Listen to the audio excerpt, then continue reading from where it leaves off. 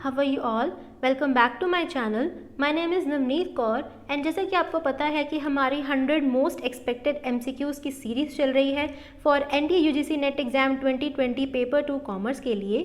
So guys I have come up with this series जिसमें आपको 100 most expected MCQs देखने को मिलेंगे फॉर पेपर 2 कॉमर्स एंड ये सारे MCQs होंगे आपके based on actual paper pattern. Yes, जैसे कि बिल्कुल एक्चुअल एग्जाम में आपको क्वेश्चंस देखने को मिलेंगे, बिल्कुल वैसे ही आपको इस सीरीज़ में क्वेश्चंस देखने को मिलेंगे. सो गाइज मैं सीरीज़ आपके लिए लेकर आई हूँ सो दैट आप अपने एग्जाम से पहले इन क्वेश्चंस को ज़रूर एक बार प्रैक्टिस कर लें. बिकॉज अगर हम एग्जाम पैटर्न बेस्ड क्वेश्चंस को प्रैक्टिस करते हैं तो उससे हमारी प्रिपरेशन और भी अच्छी हो जाती है, राइट. बिल्कुल जैसे ही एक्चुअल पेपर में क्वेश्चंस आते हैं बिल्कुल वैसे ही क्वेश्चंस अगर हम प्रैक्टिस कर लें तो उससे हमारी प्रिपरेशन और भी ज़्यादा अच्छी हो जाएगी एज वेल एज हम एग्जाम रेडी हो जाएंगे, राइट. सो इसी पर्पज़ से मैं आपके लिए सीरीज़ लेकर आई हूँ एंड इस सीरीज़ में जो भी क्वेश्चंस हैं गाइज वो सारे मैंने खुद फ्रेम किए हैं एंड आपको काफ़ी हेल्प मिलेगी, काफ़ी आपको यूज़फुल लगेंगे आपके प्रिपरेशन के पॉइंट ऑफ व्यू से. सो गाइज हम हर वीडियो में 10 क्वेश्चंस को डिस्कस करते हुए चल रहे हैं एंड ये वीडियो इस सीरीज़ का पार्ट 3 है जिसमें हम फर्दर 10 क्वेश्चंस को डिस्कस करेंगे. सो गाइज अगर आपको मेरी सीरीज़ अच्छी लग रही है, यूज़फुल लग रही है, देन इसको अपने फ्रेंड्स के साथ ज़रूर शेयर करना एज वेल एज इस सीरीज़ में मैं और भी वीडियोस अपलोड करूँ उसकी नोटिफिकेशन आपको मिले. सो उसके लिए मेरे चैनल को सब्सक्राइब ज़रूर कर लेना as well as bell icon को ज़रूर हिट कर लेना. Fine guys, so now without any further delay let's get started. So question number 21. Given below are 2 statements, statement 1, statement 2. So guys paper में भी आपको इस तरह से ही क्वेश्चंस देखने को मिलेंगे जहां पर आपको 2 स्टेटमेंट्स गिवन होंगी एंड आपको फिर फर्दर 4 ऑप्शंस गिवन होंगे जिनमें से आपको करेक्ट ऑप्शन चूज करना है. सो देखते हैं यहाँ पर क्या गिवन है. Statement 1. The two regression lines are coincident when there is no correlation between the variables, that is r is equal to 0. Statement 2. The two regression lines intersect each other at 90 degrees when there is perfect correlation between the variables, that is r is equal to plus minus 1. So guys ये question मैं आपसे discuss कर रही हूँ. आप पहले इस question को खुद से सॉल्व करके देखो, वीडियो को पॉज करके, ठीक है. सभी क्वेश्चंस को आप पहले खुद से सॉल्व करने की ट्राई करना, जैसे बिल्कुल एक्चुअल एग्जाम में आप बैठे हो वैसे ही क्वेश्चंस को सॉल्व करने की ट्राई करना, ठीक है. सो मैं आपसे डिस्कस करूँगी सीधा यहाँ पर क्वेश्चंस. तो ये जो क्वेश्चन है गाइज ये आपका बिजनेस स्टैटिस्टिक्स यूनिट से है, ठीक है. एंड ये क्वेश्चन आपका टॉपिक है कोरिलेशन एंड रिग्रेशन का. तो स्टेटमेंट 1 कह रहे हैं कि 2 regression lines are coincident when there is no correlation between them. मतलब जहाँ 2 वेरिएबल्स में रिलेशन कोई भी नहीं है, मीन्स उनमें कोरिलेशन 0 है, तब जो रिग्रेशन लाइंस बनती हैं वो कोइंसिडेंट होती हैं, ठीक है. ये स्टेटमेंट 1 है. और स्टेटमेंट 2 कह रहे हैं कि रिग्रेशन लाइंस एक दूसरे को 90 डिग्रीज पे इंटरसेक्ट करती हैं जब 2 वेरिएबल्स में परफेक्ट कोरिलेशन होता है. परफेक्ट पॉजिटिव भी हो सकता है, नेगेटिव भी हो सकता है, मीन्स आर की value plus minus 1. So guys statement 1 जो है, statement 1 is incorrect. Why? Because जो रिग्रेशन लाइंस है वो एक दूसरे को 90 डिग्रीज पे इंटरसेक्ट करती हैं जब कोरिलेशन 0 होता है वेरिएबल्स में, ठीक है. एंड जब कोरिलेशन परफेक्ट होता है मीन्स 1 होता है तब रिग्रेशन लाइंस एक दूसरे को 90 डिग्रीज पे इंटरसेक्ट नहीं करती बल्कि कोइंसिडेंट होती हैं, मीन्स वो एक दूसरे के ऊपर होती हैं लाइंस, ठीक है. और जब कोरिलेशन 0 होता है तो रिग्रेशन लाइंस एक दूसरे को 90 डिग्रीज पे कट करती हैं. तो यहाँ पर स्टेटमेंट 1 क्या है, incorrect, as well as statement 2 भी क्या है, इनकरेक्ट, बिकॉज दोनों में ही जो बातें हैं वो इंटरचेंज कर दी हैं, ठीक है. तो यहाँ पर आपका करेक्ट ऑप्शन क्या होगा, option number 4, that is both the statements are incorrect. Fine. So इसी तरह से आपको पेपर में भी क्वेश्चन सॉल्व करने हैं. फर्स्ट ऑफ ऑल आपको देखना है कि कौन सी स्टेटमेंट करेक्ट है कौन सी नहीं, फिर आपको ऑप्शंस में से चूज करना है. Fine. Next question is question number 22. So यहाँ पर एक मैचिंग क्वेश्चन है. You have to match list 1 with list 2. तो यहाँ पर लिस्ट 1 गिवन है, लिस्ट 2 यहाँ पर आपको गिवन है. सो गाइस पेपर में भी आपको इस तरह से ही मैचिंग क्वेश्चंस देखने को मिलेंगे. सो आपको मैच करना है एंड फिर फर्दर ऑप्शंस में से आपको करेक्ट ऑप्शन चूज करना है. फाइन. सो देखते हैं यहाँ पर क्या आंसर बनेगा. First of all pledge. तो लिस्ट 1 में आपको गिवन है pledge, agreement to sell, hire purchase and sale. And list 2 में आपको यहाँ पर कुछ स्टेटमेंट्स गिवन एंड आपको मैच करना है. तो देखो प्लेज का क्या मीनिंग होगा. देखो ownership of goods is transferred at a later date. Ownership of goods is transferred only after the buyer makes a final payment. Ownership of goods is transferred immediately या फिर ownership of the goods is not transferred. So देखो pledge के case में क्या होता है, goods की ownership transfer नहीं होती, सिर्फ और सिर्फ पोजेशन ट्रांसफर होती है ना, जब हम गुड्स को प्लेज पे देते हैं, गिरवी रखते हैं, तो यानी 1 मैचेस विद डी। तो यहाँ पर आप जब पेपर में सॉल्व करने बैठो तो सबसे पहले आप, अगर आपको एक भी पॉइंट आपको करेक्ट मिल गया है तो आप फर्स्ट ऑफ ऑल उसको ऑप्शंस में देखो। तो फर्स्ट के साथ डी किस ऑप्शन में है, तो यहाँ पर आप देख सकते हो ऑप्शन सेकंड और थर्ड में है। इट मीन्स इन दोनों में से आपका कोई करेक्ट आंसर होगा। तो आप फिर नेक्स्ट पे जाओ, अग्रीमेंट टू सेल। अब अग्रीमेंट टू सेल में क्या होता है, ऑनरशिप जो होती है गुड्स की वो बाद में ट्रांसफ़र होती है एट अ लेटर डेट, ठीक है।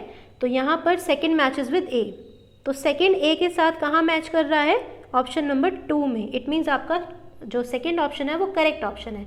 तो बाकी भी आप चेक कर सकते हो। थर्ड का यहाँ पर बी मेंशन किया हुआ है, तो देखते हैं यहाँ पर क्या है, हायर परचेज यानी बी के साथ क्या है, the ownership of goods is transferred only after the buyer makes a final payment. तो यस ये करेक्ट है, क्योंकि हायर परचेज में ऑनरशिप तभी ट्रांसफ़र होती है जब बिल्कुल फाइनल इंस्टॉलमेंट पे कर दी जाती है। एंड फोर्थ के साथ सी मैच है यहाँ पर, तो fourth means sale the ownership of goods is transferred immediately. तो सेल के केस में यानी सेल के केस में ऑनरशिप जो होती है गुड्स की वो इमीडिएटली ट्रांसफ़र होती है। सो यहाँ पर आपका करेक्ट ऑप्शन क्या हो गया, option number 2। So guys paper में भी अगर आपको मैचिंग में सारे पॉइंट्स नहीं आते तो जो आपको आते हैं आप उनको देखो और फिर वही सेम आप ऑप्शंस में ढूंढो, फिर उसके अकॉर्डिंग आप अपना राइट ऑप्शन चूज़ करो। फाइन। सो यहाँ पर करेक्ट ऑप्शन क्या है, ऑप्शन नंबर 2। क्लियर। सो गाइज ये जो क्वेश्चन था ये आपका unit 9 that is legal aspects of business unit से है, एंड ये जो टॉपिक है ये सेल ऑफ गुड्स एक्ट से रिलेटेड है ये, ठीक है। Next question is question number 23, which of the following is a new classical approach to management. तो यहाँ पर आपको 4 ऑप्शंस गिवन है, आपको आइडेंटिफाई करना है कि इनमें से neo classical approach to management कौन सी है, system approach, human relations approach, bureaucratic approach to management या फिर कंटिजेंसी अप्रोच। सो गाइज ये टॉपिक आपका unit 5 that is business management and unit 5 पता नहीं यूनिट 6 है शायद, business management and human resource management वाली यूनिट से आपका टॉपिक है ये। एंड अप्रोचेस टू मैनेजमेंट यहाँ से आपका टॉपिक है। तो अप्रोचेस टू मैनेजमेंट 3 अप्रोचेज हैं, classical, new classical and modern approach. आपको बताना है कि न्यू क्लासिकल अप्रोच कौन सी है। तो देखो सिस्टम अप्रोच जो होती है वो मॉडर्न अप्रोच है, ह्यूमन रिलेशंस अप्रोच जो है वो एक न्यू क्लासिकल अप्रोच है, ब्यूरोक्रेटिक अप्रोच है वो क्लासिकल अप्रोच है, एंड कंटिजेंसी भी एक मॉडर्न अप्रोच है। सो यहाँ पर हमारा कौन सा करेक्ट आंसर हुआ, option number 2 human relations approach, because ये न्यू क्लासिकल अप्रोच होती है। Fine. So correct option is option number 2। Clear. Next is question number 24, arrange the following steps of succession planning in correct sequence. So यहाँ पर आपको succession planning के steps given है and आपको यहाँ से ऑप्शंस में से करेक्ट सीक्वेंस चूज़ करना है कि सही सीक्वेंस क्या होगा इन स्टेप्स का। Fine. So guys succession planning का जो टॉपिक है ये आपका HRM में से आता है टॉपिक सक्सेशन प्लानिंग का। तो पेपर में भी आपको इस तरह से आ सकता है एक पर्टिकुलर टॉपिक के प्रोसेस के ऊपर, जैसे सक्सेशन प्लानिंग का क्या प्रोसेस है, क्या स्टेप्स फॉलो किए जाते हैं। तो यहाँ पर आपको स्टेप्स जो है वो शफल करके दे दिए एंड आपको सही सीक्वेंस यहाँ पर आइडेंटिफाई करना है इन 4 ऑप्शंस में से, ठीक है। तो यहाँ पर भी यही तरीका आपको अपनाना है। क्या करना है, आप फर्स्ट ऑफ ऑल फर्स्ट और सेकंड स्टेप आपको अगर पता है तो आप यहाँ से इजीली ऑप्शन जो राइट ऑप्शन है उसको आप इजीली चूज़ कर सकते हो। जैसे कि देखो सक्सेशन प्लानिंग का फर्स्ट स्टेप क्या होता है कि यहाँ पर हम जो ऑर्गेनाइजेशन में की मैनेजरियल पोजीशंस होती हैं उन्हें आइडेंटिफाई करते हैं, ठीक है, यानी जो ऑर्गेनाइजेशन के लिए बहुत ज़रूरी हैं। एंड अगर वो कभी भी वो पोजीशंस खाली हो जाती हैं तो उस केस में उन पोजीशंस को कैसे फिल करना है, कौन से पर्सन होंगे जो उन पोजीशन के लिए कैपेबल होंगे, तो उसके लिए सक्सेशन प्लानिंग की जाती है। तो सबसे फर्स्ट स्टेप यही होता है कि ऑर्गेनाइजेशन की पोजीशंस को आइडेंटिफाई करना। So first step is point number ई। तो आप पॉइंट नंबर ई को डायरेक्ट ही ऑप्शंस में से देख लो। तो यहाँ पर पॉइंट नंबर ई सिर्फ एक ही ऑप्शन में गिवन है that is option 2। It means आपका ऑप्शन 2 करेक्ट होना चाहिए। तो बाकी यहाँ पर ऑप्शन 2 में जो स्टेप्स गिवन है वो आप फिर खुद से देखो कि वही सही स्टेप्स बन रहे हैं या नहीं। तो सेकंड क्या गिवन है, सी क्या है, review current needs of the organisation by examining strategic and operation plan. So ये सही है कि पहले की पोजीशंस को आइडेंटिफाई कर लो, उसके बाद ऑर्गेनाइजेशन की नीड्स को देखो कि करंट में ऑर्गेनाइजेशन की ह्यूमन रिसोर्सेज की कितनी नीड है ऑर्गेनाइजेशन को, ठीक है। उसके बाद फिर आप गैप्स को उसके बाद फिर आपने की पोजीशन जो बनाई थी उसका चार्ट प्रिपेयर करोगे, ठीक है, जहाँ पे आप की पोजीशंस को शो करोगे, उसका चार्ट बनाओगे, बी हो गया। देन उसके बाद identify the gap such as which individuals are likely to leave and when. तो आप ये देखोगे कौन कौन से इंडिविजुअल्स वो पोजीशन को छोड़कर जा सकते हैं, ऑर्गेनाइजेशन को छोड़कर जा सकते हैं और कब जा सकते हैं। तो ये चीज़ें आपको आइडेंटिफाई करनी है। आफ्टर दैट फिर आप क्या करोगे, फ्रेम, उसके बाद आप क्या करोगे, इवेलुएट करोगे एग्जिस्टिंग स्टाफ मेंबर्स को। जो आपके पास एग्जिस्टिंग स्टाफ मेंबर्स है उनकी कितनी कैपेबिलिटीज़ है उनको आपने असेस करना है, ताकि आप उन्हें उसी के अकॉर्डिंग डेवलप कर सको, ताकि वो फ्यूचर में उनकी पोजीशंस को फिल कर सके। ठीक है, अब आपने इवेलुएट कर लिया। इवेलुएट करने के बाद आप क्या करोगे, प्लान बनाना है। तो frame and implement a plan which will suit the individual abilities and talents, means point F. और प्लान बनाने के बाद फिर इसको आप क्या करोगे, मॉनिटर करोगे एज वेल एज मैनेज करोगे, तो point G. Clear? So this is the correct sequence of succession planning and correct option here is option number 2। So paper में भी आपको इस तरह से क्वेश्चन देखने को मिल सकते हैं, जहाँ पे आपको स्टेप्स जो हैं वो करेक्ट सीक्वेंस में लगाने होते हैं। Fine. Now next question is question number 25। Which one of the following capital budgeting methods does not take into account the time value of money. So ये टॉपिक आपका बिजनेस फाइनेंस यूनिट से है, and जो ये topic यहाँ पर use हो रहा है वो है कैपिटल बजटिंग मेथड्स। तो कैपिटल बजटिंग मेथड्स काफ़ी इंपॉर्टेंट टॉपिक है, एंड यहाँ पूछा गया है कि इन मेथड्स में से कौन सा मेथड है जो टाइम वैल्यू ऑफ मनी को कंसीडर नहीं करता। ठीक है, तो कैपिटल बजटिंग मेथड्स में 2 काइंड ऑफ मेथड्स होते हैं, traditional as well as modern. तो ट्रेडिशनल जो होते हैं वो टाइम वैल्यू ऑफ मनी को कंसीडर नहीं करते, जबकि मॉडर्न जो है वो करते हैं कंसीडर। तो internal rate of return method, accounting rate of return method, net present value method and profitability index method. तो internal rate of return method जो है वो एक मॉडर्न मेथड है। तो ये जो मेथड है ये टाइम वैल्यू ऑफ मनी को कंसीडर करता है। ठीक है, next is accounting rate of return method. तो ये वाला मेथड जो है ये एक ट्रेडिशनल मेथड है, इसीलिए ये टाइम वैल्यू ऑफ मनी को कंसीडर नहीं करता। ठीक है, सो हमारा यहाँ पर करेक्ट ऑप्शन क्या है, ऑप्शन नंबर 2। बाकी देख लेते हैं एक बार। नेट प्रेजेंट वैल्यू मेथड भी एक मॉडर्न मेथड है, एंड प्रॉफिटेबिलिटी इंडेक्स मेथड भी एक मॉडर्न मेथड है कैपिटल बजटिंग का।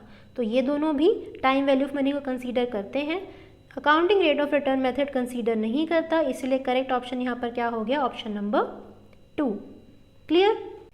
सो next question is question number 26। Which of the following statements are correct. So guys यहाँ पर आपको 3 स्टेटमेंट्स गिवन है, आपको बताना है कि इनमें से कौन सी स्टेटमेंट करेक्ट है, और फिर आपको यहाँ से करेक्ट ऑप्शन चूज़ करने हैं। सो पेपर में भी आपको इसी तरह से क्वेश्चंस मिलेंगे, जहाँ पर आपको कुछ स्टेटमेंट्स दे दी जाएंगी और आपको बताना होगा कि उनमें से कौन सी स्टेटमेंट करेक्ट है या फिर इनकरेक्ट है। तो इस पर्टिकुलर क्वेश्चन में पूछा जा रहा है कि कौन सी स्टेटमेंट करेक्ट है। ठीक है, तो देखते हैं ये क्या स्टेटमेंट्स हैं। First, TVC increases as output increases. Second, TFC is 0 at 0 level of output. And third is TC and TVC are always parallel to each other. So guys, ये जो क्वेश्चन है ये आपका बिजनेस इकोनॉमिक्स यूनिट से है, and यहाँ पर जो टॉपिक यूज़ हो रहा है वो टॉपिक क्या है, कोस्ट का। तो TVC means total variable cost, TFC means total fixed cost, and TC means total cost. ठीक है, अब आपको बताना है कि कौन सी स्टेटमेंट करेक्ट है। तो देखो, TVC increases as output increases. तो ये कह रहे हैं कि जब आउटपुट इंक्रीज करते हैं तो TVC यानी टोटल वेरिएबल कॉस्ट इंक्रीज हो जाती है। सो गाइज, इसको हम एक ग्राफ के थ्रू समझते हैं कि इनका ग्राफ कैसे बनता है इन कोस्ट का। सो देखो, यहाँ पर मैंने एक ग्राफ ड्रॉ किया, एक्स एक्सिस पे होता है आउटपुट एंड वाई एक्सिस पे हो गई कोस्ट। तो देखो, जो TFC होती है उसका ग्राफ इस तरह से बनता है, वो एक स्ट्रेट लाइन होती है, एंड TVC जो होती है उसका ग्राफ कुछ इस तरह से बनता है, एंड जो TC का होता है ग्राफ वो कुछ इस तरह से बनता है, कर्व इस तरह से बनता है। ठीक है, अब फर्स्ट स्टेटमेंट कह रहे हैं कि TVC increases as output increases. तो देखो, जैसे ही आउटपुट इंक्रीज हो रहा है तो TVC क्या हो रही है, इंक्रीज हो रही है, राइट। तो इसका मतलब क्या है, फर्स्ट स्टेटमेंट क्या है, correct. Second is TFC is 0 at 0 level of output. ये कह रहे हैं कि जो टोटल फिक्स्ड कॉस्ट होती है वो 0 होती है 0 लेवल ऑफ आउटपुट पे। तो ग्राफ में देखो, 0 लेवल ऑफ आउटपुट कहाँ है, यहाँ, और यहाँ पर TFC 0 है नहीं, TFC तो यहाँ पर है, यानी ये वाला जो गैप है 0 लेवल ऑफ आउटपुट पे TFC इतनी है। इट मीन्स ये जो स्टेटमेंट है ये क्या है, इनकरेक्ट, बिकॉज TFC कभी भी 0 होती ही नहीं है। TFC means total fixed cost. जो कॉस्ट आपकी फिक्स रहती है एंड वो आपके आउटपुट पे बिल्कुल डिपेंड नहीं करती, तो वो जब ज़ीरो लेवल ऑफ आउटपुट होगा तब भी वो कॉस्ट आपको बियर करनी ही पड़ेगी। जैसे कि सपोज रेंट की कॉस्ट, वो फिक्स्ड कॉस्ट होती है। तो इसीलिए सेकेंड स्टेटमेंट क्या हो गई, incorrect. Third is TC and TVC are always parallel to each other. So जैसे कि हम ग्राफ में देख सकते हैं कि टीसी और टीवीसी जो है वो पैरेलल जा रहे हैं और ये हमेशा ही पैरेलल होंगे। पैरेलल होने का मीन्स मतलब क्या है कि दोनों में ही जो डिफरेंस होगा ना वो हमेशा सेम रहेगा। और सेम क्यों रहेगा, ये जो डिफरेंस है ना, ये पता है क्या है, ये क्या है, टीएफसी। जो डिफरेंस है वो टीएफसी है, क्योंकि फॉर्मूला क्या होता है, TC is equal to TFC plus TVC. ठीक है, तो इसका मतलब क्या है कि टीसी और टीवीसी में जो डिफरेंस होगा वो क्या होगा, हमेशा टीएफसी का, और टीएफसी हमेशा कांस्टेंट होती है, इसलिए दोनों जो कर्व्स होंगे वो हमेशा पैरेलल होंगे। इसलिए स्टेटमेंट सी भी क्या है, करेक्ट। क्लियर। सो इसलिए हमारे पास कौन कौन सी करेक्ट स्टेटमेंट्स हो गई, statement A and statement C. So correct option is option number 4 here. Fine. So इसी तरह से आपको पेपर में आइडेंटिफाई करना है कि करेक्ट ऑप्शन क्या है। Question number 27. Given below are two statements. One is assertion and the other is reason. So paper में भी आपको इस तरह से assertion reason के questions देखने को मिलेंगे। तो assertion आपको एक statement दे दी जाएगी एंड उसके नीचे आपको reason दिया जाएगा। आपको बताना है कि दोनों true है या नहीं। अगर दोनों true है तो फिर reason जो है वो assertion को correctly explain कर रहा है या नहीं कर रहा, ये आपको identify करना है। ठीक है, तो यहाँ पे आपको फिर 4 ऑप्शंस में से चूज़ करना है। सो देखते हैं इस क्वेश्चन में क्या गिवन है। Assertion is test checking is more suitable in case of large business organisations. तो कह रहे हैं कि टेस्ट चेकिंग जो होती है वो लार्ज बिजनेस ऑर्गेनाइजेशन में ज़्यादा सुटेबल होती है। एंड रीज़न क्या कह रहे हैं, test checking is a method of examining only a few chosen transactions in detail. Reason कह रहे हैं कि टेस्ट चेकिंग जो है वो मेथड है जहाँ पर हम सिर्फ कुछ ही ट्रांजेक्शन्स को चूज़ करते हैं एंड उन्हें फिर एग्जामिन करते हैं। सो गाइज ये जो क्वेश्चन है ये आपका ऑडिटिंग यूनिट से है एंड यहाँ पर जो टॉपिक यूज़ हो रहा है वो टॉपिक क्या है, टेस्ट चेकिंग का। तो टेस्ट चेकिंग एक मेथड होता है अकाउंट्स को ऑडिट करने का जो ऑडिटर यूज़ करता है, उसके ऊपर एक क्वेश्चन है। तो देखते हैं कि यहाँ पर क्या आंसर होना चाहिए। असर्शन कह रही है कि test checking is more suitable in case of large business organisations. तो ये स्टेटमेंट करेक्ट है बिकॉज लार्ज बिजनेस ऑर्गेनाइजेशंस में जहाँ पर अकाउंट्स जो उनकी बुक्स ऑफ अकाउंट्स है वहाँ पर लार्ज नंबर ऑफ ट्रांजैक्शंस होती हैं, तो हर एक ट्रांजैक्शन को स्टडी करना, उसको एग्जामिन करना डिफ़िकल्ट होता है, इसलिए वहाँ पर टेस्ट चेकिंग का यूज़ किया जाता है। क्योंकि टेस्ट चेकिंग में क्या होता है, सिर्फ कुछ ही ट्रांजैक्शंस को चूज़ करके उन्हें एग्जामिन किया जाता है, हर एक सिंगल ट्रांजैक्शन को एग्जामिन नहीं किया जाता। तो असर्शन इज़ करेक्ट। रीज़न क्या है, test checking is a method of examining only a few chosen transactions in detail. तो रीज़न करेक्ट है कि टेस्ट चेकिंग वो मेथड है जहाँ पर हम सिर्फ कुछ ही ट्रांजैक्शंस को चूज़ करते हैं एंड उन्हें एग्जामिन करते हैं, यानी ऑडिटर जो है वो एग्जामिन करता है।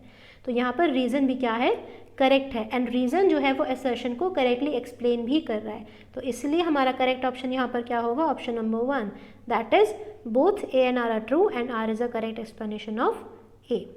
Fine. Next question. Question number 28. Minority interest arises in the case of wholly owned subsidiary, amalgamation of companies, partly owned subsidiary या फिर liquidation of company. So ये question आपका accounting unit से है and topic क्या है, minority interest. तो minority interest क्या होता है, तो guys ये topic वहाँ arise होता है जहाँ subsidiary के केस में जब एक कंपनी दूसरी कंपनी में 51% से ज़्यादा शेयर्स परचेज़ करती है तो वो कंपनी क्या बन जाती है, उसकी सब्सिडरी। अगर 100% शेयर्स इन्वेस्ट किए हैं तो वो क्या हो जाती है, उसकी होली ओन्ड सब्सिडरी। और अगर कुछ ही शेयर्स मींस 100% से कम शेयर्स इन्वेस्ट किए हैं तो वो क्या हो जाती है, partly owned subsidiary. Suppose 80% shares में इन्वेस्ट किया है तो वो क्या बन जाती है, उसकी पार्टली ओन्ड सब्सिडरी। तो माइनॉरिटी इंटरेस्ट का जो टॉपिक है वो पार्टली ओन्ड सब्सिडरी में अराइज होता है जहाँ पर 80% शेयर्स जो होते हैं वो होल्डिंग कंपनी के होते हैं एंड रिमेनिंग जो 20% शेयर्स होते हैं वो आउटसाइडर्स के होते हैं। तो वो जो आउटसाइडर्स होते हैं उन्हें माइनॉरिटी शेयर होल्डर्स बोला जाता है एंड उन शेयर होल्डर्स का उस सब्सिडरी कंपनी में जो भी प्रोपोर्शन होता है तो उस प्रोपोर्शन को बोलते हैं माइनॉरिटी इंटरेस्ट। तो माइनॉरिटी इंटरेस्ट कहाँ अराइज होता है, पार्टली ओन्ड सब्सिडरी में। सो correct option here is option number 3। Fine. Next question is question number 29। So again ये एक मैचिंग क्वेश्चन है, आपको लिस्ट 1 को मैच करना है लिस्ट 2 के साथ। लिस्ट 1 में आपको गिवन है theories of international trade and list 2 में गिवन है उनके प्रोपाउंडर्स। तो गाइस थ्योरीज़ के प्रोपाउंडर्स बहुत इंपॉर्टेंट है, आप जो भी थ्योरी करें उसका प्रोपाउंडर का नेम ज़रूर लर्न कर लें, बिकॉज प्रोपाउंडर्स के नेम पे क्वेश्चन आ सकता है एंड इस तरह से मैचिंग क्वेश्चन भी एग्जाम में आ सकता है।